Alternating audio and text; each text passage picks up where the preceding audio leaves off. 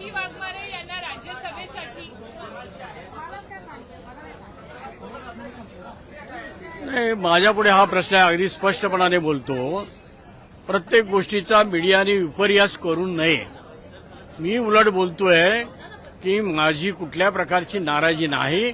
याचं कारण माझ्या नेतृत्वाने जे काही या ठिकाणी निर्णय दिलेला आहे, उमेदवारी दिलेली आहे, ती आम्हाला स्वीकारावी लागेल. हे माझं स्पष्ट मत आहे. त्यामुळे तिथं नाराजी त्याला दिली आणि मला का नाही दिली ही नाराजी नाही आहे.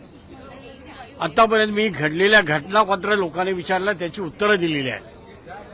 कारण मागच्या लोकसभेला 24 मार्चला माननीय अमित शहानी मला दिल्लीला बोलवलं. त्या ठिकाणी तत्कालीन आमचे मुख्यमंत्री शिंदेसाहेब होते, उपमुख्यमंत्री देवेंद्र फडणवीस होते, सन्मान्य बावनकुळे साहेब होते.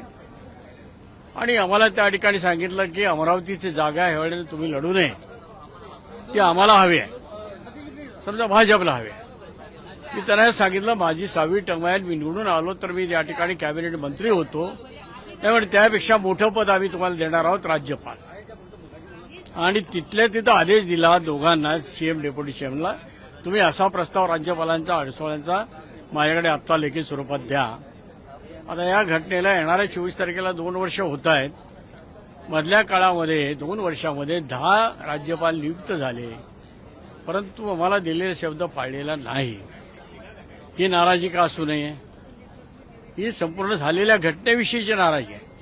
आज काय घडलं त्याच्याविषयी नाही आहे. आमच्या नेत्यांनी घेतला निर्णय, ज्योती वाघमारेंना त्या ठिकाणी राज्यसभेची उमेदवारी दिली. त्यांनी घेतलेला निर्णय आम्ही स्वीकारलेला आहे. आमची नाराजी असायचा काही गरज नाही. पण आम्हाला डावललं गेलं जाणीवपूर्वक, हा विषय आहे ना. अंधारात वगैरे नाही आहे. मी सातत्याने संपर्कामध्ये शिंदे साहेबांच्या आहे. 2-3 वेळा अमित शहा साहेबांची भेट घेऊन ह्या गोष्टी त्यांच्या लक्षात आणून दिलेल्या आहेत. आता तरी सुद्धा जर त्याचा दखल घेतली जात नसेल तर कुणाला दोष द्यायचा? आपल्या नशिबाला.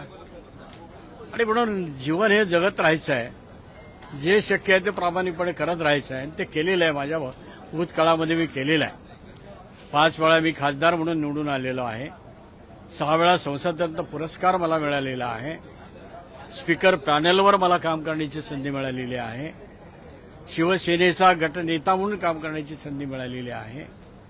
अर्थ राज्यमंत्री म्हणून काम करण्याची अटलजीच्या गव्हर्नमेंटमध्ये संधी मिळालेली आहे. आणि त्या पलीकडे केमिकल फर्टिलायझर कमिटीचा, स्टँडिंग कमिटीचा अध्यक्ष म्हणून 5 वर्ष मी काम केले. माझ्याकडे पुंजी जी आहे ती भरपूर आहे, ज्यामध्ये मेरिट आहे, ज्याची दखल संपूर्ण देशाने घेतलेली आहे. आता ज्या लोकांनी दखल घ्यायला पाहिजे आणि घेतली नसेल तर कुणाला दोष द्यायचा, कशा करता द्यायचा? नाराजी कुणाविषयी प्रकट करायची? घडलेल्या ज्या काही घटना आहेत त्याविषयी नक्की अंतर्मनामध्ये एक नाराजी असते, असा विषय.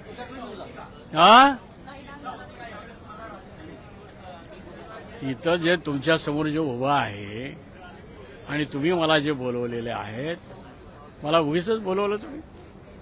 अनेक वेळा येतो इथं. आज एक प्रसंग लक्षामध्ये घेऊन तुम्ही मला बोलवलं ना. इच्छा होती का म्हणजे काय? का असू नये? कुठं आम्ही कमी पडतो? दिलेल्या शब्दाचा प्रश्न आहे ना. त्यामुळे इच्छा असण्या नसण्याचा काय संबंध येतो? असलीच पाहिजे आणि ती मेरिटवरची आहे. ओके, धन्यवाद.